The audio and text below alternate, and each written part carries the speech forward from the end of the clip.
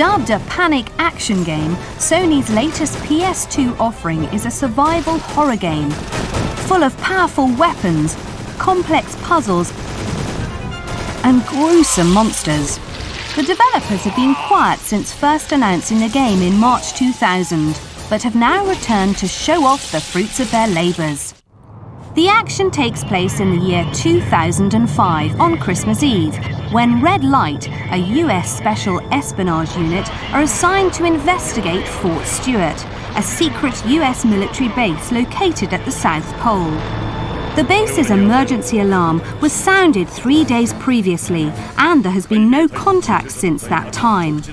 Unfortunately, the team's vehicle is destroyed in a huge explosion en route, killing most of the personnel and scattering the supplies.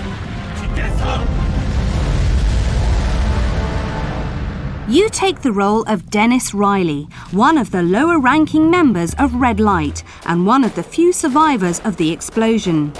You must complete the team's mission at all costs, infiltrating the installation through one of the air ducts and finding out what has gone wrong.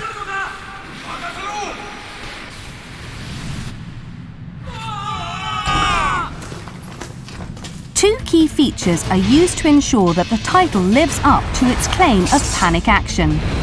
Firstly, you have the Region Action System.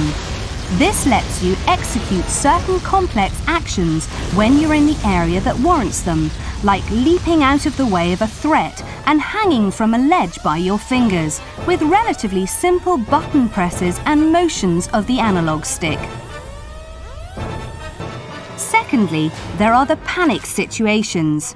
The intent here is to create a situation where you have to act quickly in a state of considerable fear. Objectives have to be completed quickly, and you aren't given enough time to sit and think things through.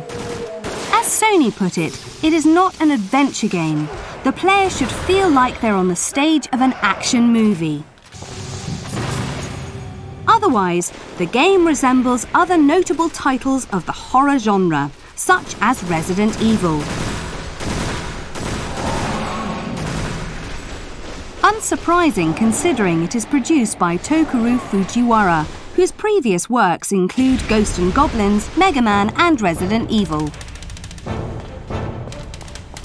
So get ready to join Dennis, along with his companions Roger Grigman and Cindy Tien, in this wonderful horror experience filled with more gore than you could possibly want.